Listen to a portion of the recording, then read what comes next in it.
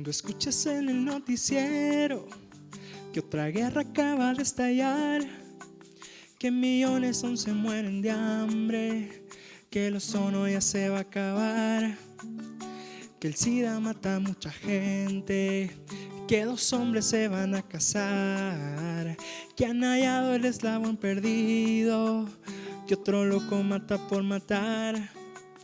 Necesitas entender que hay alguien que no quiere ver el mundo igual, que no quiere ver correr más sangre, que el racismo pueda derramar.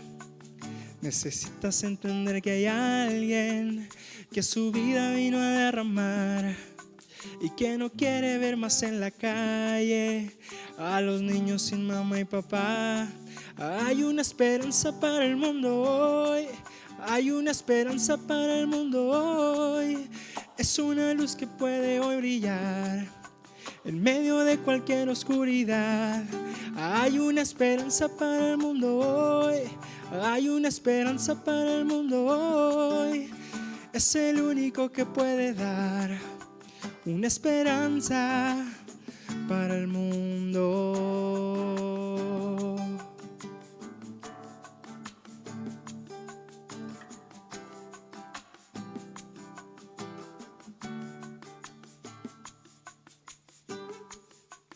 Él nació en un pequeño pueblo, su madre una virgen fue. Tuvo que vivir en otra tierra, pues su vida perseguía un rey. Su padre era carpintero, hasta los 30 años le ayudó. Vino a cambiar a todo el mundo, solo 3 años fue predicador. Él nunca escribió un libro, ni un puesto público ocupó. Solo tenía 33 años cuando entre 2 ladrones él murió. Todos los hombres que un día vivieron y los ejércitos que un día vendrán nunca cambiarán a este mundo como esta vida a la humanidad. Hay una esperanza para el mundo hoy, hay una esperanza para el mundo hoy. Es una luz que puede hoy brillar en medio de cualquier oscuridad. Hay una esperanza para el mundo hoy, hay una esperanza para el mundo hoy. Es el único que puede dar una esperanza. Hay una esperanza para el mundo hoy, hay una esperanza para el mundo hoy. Es una luz que puede hoy brillar en medio de cualquier oscuridad. Hay una esperanza para el mundo hoy, hay una esperanza para el mundo hoy. Es el único que puede dar una esperanza para el mundo.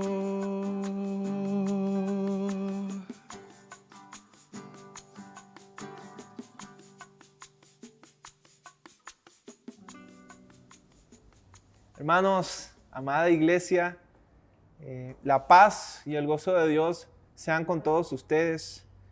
Esa paz de nuestro Señor Jesucristo que solo Él puede dar, porque sin duda estamos en un tiempo difícil, hermanos. Estamos en un tiempo de gran prueba, que prueba nuestra fe, que nos estremece, pero nuestro amor al Señor nos está impulsando a seguir confiando en sus promesas y sus propósitos. Por lo tanto, no podemos parar, hermanos. Continuamos agarrados de la palabra de Dios, en estudio, en oración, y sigamos con el estudio de esta epístola de Santiago, que ha sido de gran bendición para nosotros. La semana pasada nuestro hermano Memo concluyó el capítulo 3 y nos explicaba cuál es la verdadera sabiduría que procede de Dios. Una conducta humilde, alejada de las envidias, de las rivalidades, una vida que siembra la paz y la justicia. Pero en esta ocasión, hermanos, vamos a pasar al capítulo 4 y les invito a que examinemos los versículos del 1 al 10. Allí Santiago nos va a dar una excelente explicación del por qué algunos no han alcanzado los propósitos, la voluntad de Dios, y cómo superar esta situación. Vamos a examinar el pasaje y vamos a aplicar los principios aquí señalados. Antes, permíteme poner en manos de Dios este tiempo. Señor, te alabamos. Señor, sabemos que tu palabra es vida. Señor, sabemos que no solo de pan vive el hombre, sino de toda palabra que sale de tu boca. Así que, Señor, abre nuestros corazones, nuestras mentes. Permítenos aceptar, comprender tu voluntad y aceptarla, Señor. Oramos en Cristo Jesús. Amén. Muy bien, hermanos, vamos a leer el pasaje. Está en Santiago, capítulo 4, versículos 1 al 10. Dice así la palabra de Dios. ¿De dónde vienen los conflictos y peleas que hay entre ustedes? Vienen de ustedes mismos, de sus deseos egoístas, que siempre están librando una guerra en su interior. Ustedes desean las cosas, pero no las consiguen. Su envidia puede llegar hasta el extremo de matar, y aún así no consiguen lo que quieren. Por eso discuten y pelean. No consiguen lo que quieren porque no se lo piden a Dios. Y cuando le piden a Dios, no reciben nada, porque la razón por la que piden es incorrecta, para gastar en sus propios placeres. Gente infiel, ¿no saben que amar al mundo es lo mismo que odiar a Dios?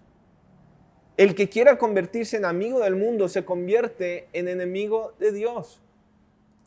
¿Creen que es vano lo que dice la Escritura? Pues da a entender que el espíritu humano que Él puso en nosotros tiende hacia los malos deseos. Pero el generoso amor de Dios nos da una mayor fortaleza. Por eso la Escritura dice, Dios rechaza a los orgullosos, pero es bueno con los humildes.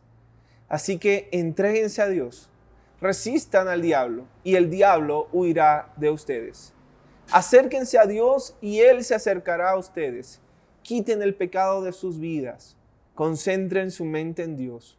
Ustedes que quieren seguir a Dios y al mundo, lamentense y pónganse tristes y lloren, que su risa se convierta en llanto y su felicidad en tristeza. Humíllense ante el Señor y Él los exaltará. Muy bien, hermanos, este hermoso pasaje nos enseña la verdad acerca de una condición en la que podemos caer todos, pero en la cual tenemos la ayuda también del Señor. En los versículos 1 y 2, Santiago está señalando las consecuencias desastrosas cuando seguimos los dictados de la sabiduría humana, esa que no viene de lo alto, sino que es terrenal, sensual y diabólica.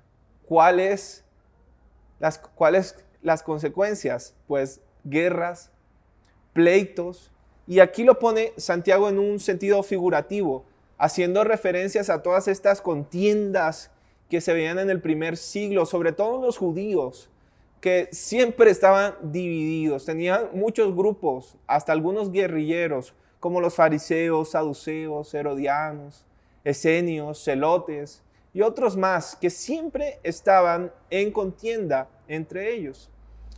Esto lo usa Santiago para ejemplificar nuestra vida. Así sucede cuando no vivimos para Dios. Así sucede cuando no estamos entregados a la voluntad de Dios, sino que ponemos nuestros fines personales o nuestros deseos como el eje de nuestra vida. Pero queremos seguir bajo el título de piadosos. Queremos ser nombrados como cristianos, como religiosos. De esa forma nos engañamos a nosotros mismos. Y pasa lo que sucedía con estos grupos. Estamos divididos. Estamos en contradicción interna. Y esto se traduce en un despropósito, en una insatisfacción total. En particular, lo que Santiago nos está explicando es el origen o la procedencia de todo eso que ocurre cuando vivimos así.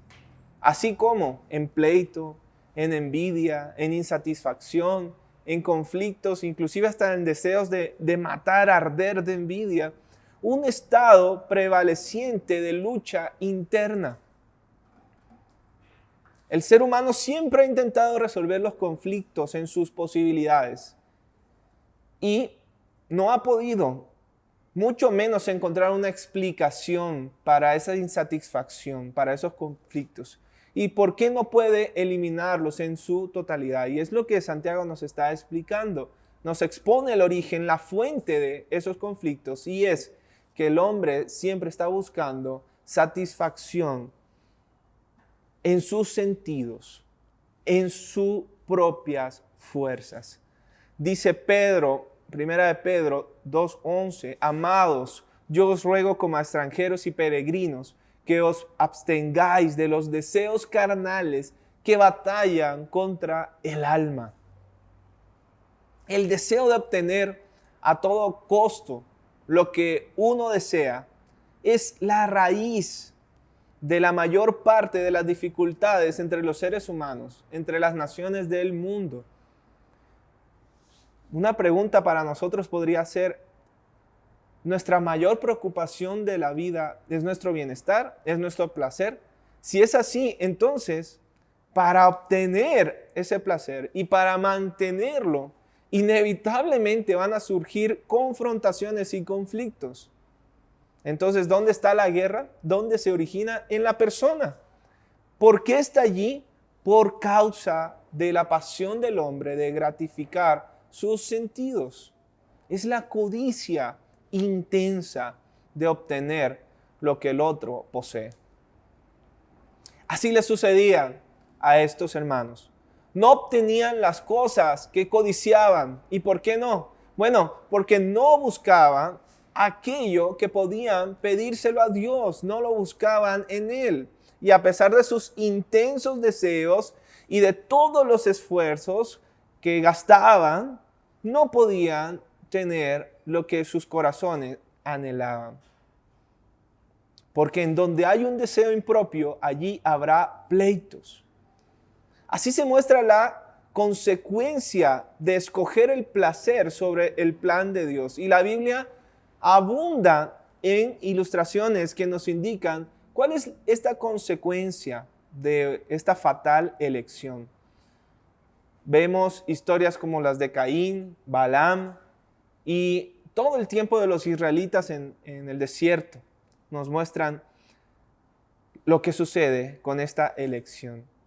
Y es evidente que el deseo propio puede ser experimentado y satisfecho al orar a Dios.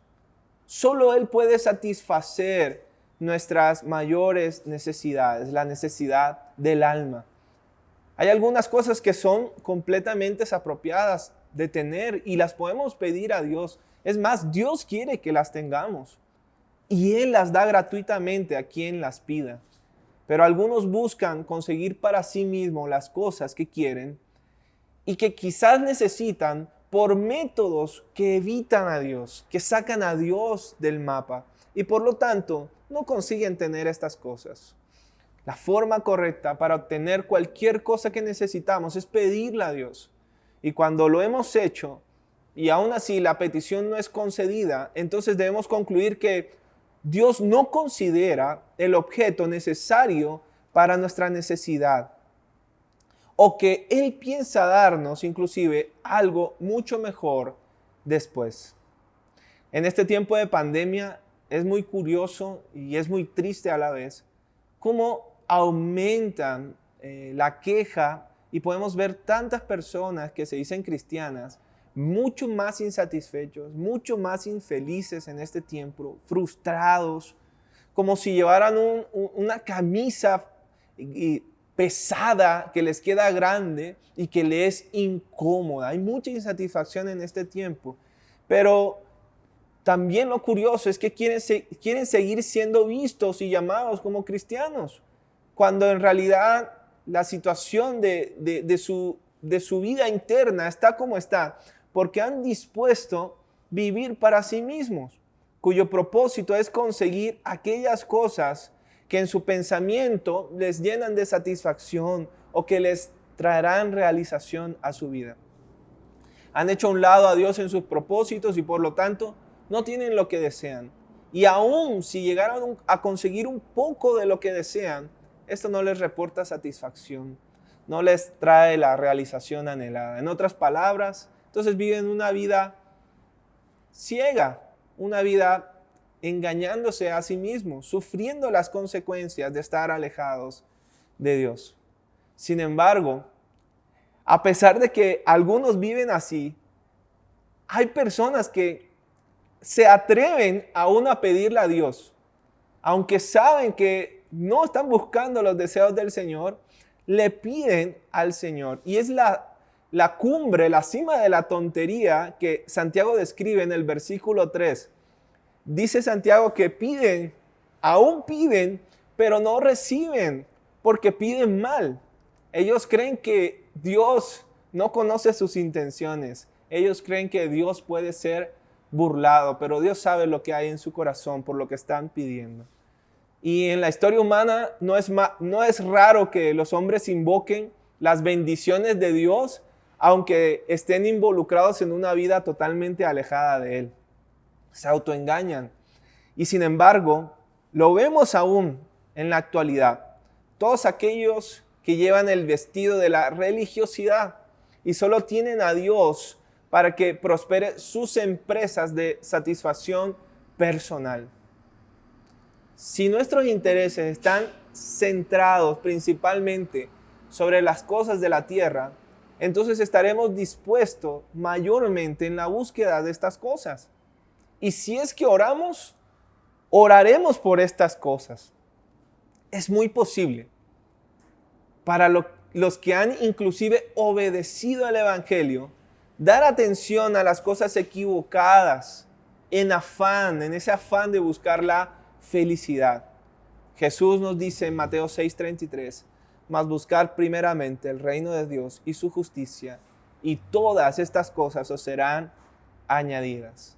Entonces, hermanos, nuestras oraciones también revelan con un detalle aterrador y con gran certidumbre el carácter de nuestros corazones. Nos los demuestran a nosotros mismos, a otras personas y a Dios. ¿Qué le pides a Dios? Por allí puedes ver realmente cómo está tu vida y cómo está tu corazón. Prosigue Santiago en los versículos 4 y 5 y allí nos describe cómo Dios está viendo a aquellos que viven en esta situación. Aquellos que viven quejándose, aquellos que viven con conflictos, aquellos que no tienen lo que desean, que siempre están librando una batalla en su interior por los deseos egoístas. Y es muy triste la palabra que Dios utiliza para describir a estas personas. Es muy triste lo que Santiago nos dice, los llama adúlteros. En la antigüedad, pues una mujer adúltera, bueno, y también actualmente, es una mujer que ha sido infiel a su marido. Por lo tanto, al hablar aquí de los discípulos que exhiben una amistad con el mundo, está pasando algo igual. Están demostrando infidelidad a Dios y por lo tanto, en esa figura son culpables de adulterio. Entonces es como si nos estuvieran diciendo que los cristianos estamos casados con el Señor. Así está la iglesia en una relación como si fuera esposa de Dios. Y lo que Santiago quiere es que sus lectores eviten la amistad con el mundo. Y la frase griega aquí nos indica un amor cálido, emocional y egoísta. Es decir, que los que han sido descritos aquí están enamorados del mundo y sobre él han puesto sus afectos y en él encuentran su mayor felicidad. La palabra filia aquí también denota intereses comunes, se han entremezclados totalmente con esta nueva pasión. Y Juan nos dice, no améis al mundo, ni las cosas que están en el mundo, porque si alguno ama al mundo, el amor del Padre no está en él. Y el mundo es todo aquello que tiene una agenda diferente a Dios. Unos intereses centrados en sí mismos y no en el amor hacia los demás. Es un orden que tiene a Satanás como el principal mandatario. Cuando nos deslumbra el proyecto de vivir para alcanzar todo lo que deseamos y queremos, olvidándonos de los intereses de Dios, entonces entramos en esa relación de infidelidad que aquí se describe. Y sí, somos adúlteros. Lo curioso aquí es que preguntamos, bueno, si no podías vivir en fidelidad, ¿quién te obligó a casarte?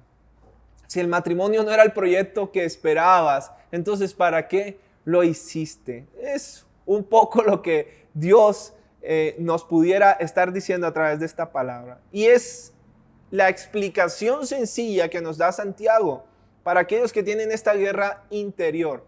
Están así porque no han dejado que Dios sea su esposo, que Dios sea quien los guíe, quien los gobierne, quien los cuide, quien los sustente. Y eso es lo que dice la Escritura. El hombre tiende sin Dios hacia los malos deseos, hacia la naturaleza egoísta del ser humano. Y sin Dios no puede pensar en los demás. El Antiguo Testamento, Santiago nos señala la Escritura, porque todo el Antiguo Testamento, la historia de la nación de Israel, es una lección impresionante de la necedad y de la tragedia cuando se participa en las cosas del mundo siendo pueblo de Dios. Bueno, y hasta aquí pareciese todo perdido, ¿verdad? Como si ya no hubiese remedio para los que viven en una contradicción interna y los que están insatisfechos. ¿Será que están condenados para vivir siempre así? La respuesta es no. Hay una solución, hay esperanza. Y es lo que Santiago nos explica en los versículos del 6 al 10. Allí nos muestra todas las acciones necesarias para acabar con este doble ánimo, para terminar con esta contradicción interna, con esta insatisfacción, esta infelicidad. Los versículos 6 a 10 nos muestran la solución, y esta es la gracia de Dios, la cual es más grande que cualquier pecado. ¿Cómo puede acceder el ser humano a esta gracia, a este perdón?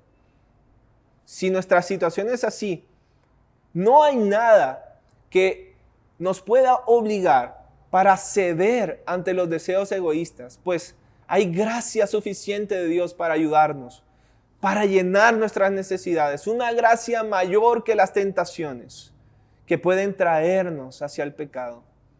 Hay un contraste implicado aquí entre la envidia y la gracia. La envidia posee el corazón de hombres débiles y vacilantes. La gracia de Dios siempre está disponible para asistirnos, para triunfar sobre las tentaciones.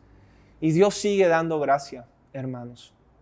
Dios sigue disponible para asistirnos, para ayudarnos a triunfar sobre las tentaciones. Resistir las seducciones de Satanás en nuestra vida. Y el verbo aquí denota etimológicamente un don que es dado gratuitamente. Dios en su gracia continúa dándonos abundantemente una mayor gracia que cualquier necesidad que podamos tener. Si Dios requiere de nosotros un rendimiento completo del mundo y de sus asuntos, Él nos recompensa con una superabundancia de riquezas, de gracia, involucrando asuntos que el mundo jamás nos podría dar. Entonces, hermanos, ¿cómo accedemos a esta gracia? Primero, dice Santiago, sométanse a Dios. Sométanse a Dios. Si Dios se pone en orden contra los que son soberbios, asegúrate de ponerte bajo el orden de Dios. Segundo, dice Santiago, resistan al diablo. Tenemos que enfrentar a Satanás en posición de batalla para reconocerlo como un enemigo peligroso, pero al cual podemos resistir. Y ¿saben lo mejor? Dice Santiago que Él huye, Él se va, por lo menos por un tiempo, y somos asegurados de no ser tentados más allá de lo que podemos resistir. También Santiago dice, acérquense a Dios. Nos acercamos a Dios cuando tenemos un compromiso con su palabra, cuando le adoramos en espíritu y en verdad y le servimos fielmente. También nos dice que debemos limpiar nuestras manos y purificar nuestros corazones. Esto es figurativo. hace referencia a la pureza de vida, al corazón, a nuestro acercamiento a Dios, a eliminar todo aquello que puede ensuciar nuestra vida. Y por último, nos dice Santiago, aquel que quiera acceder a esta gracia maravillosa, humíllese ante el Señor. Necesitamos humildad, aceptar que nuestro lugar está por debajo del Dios Altísimo. Santiago tenía en mente la humildad como un acto de arrepentimiento.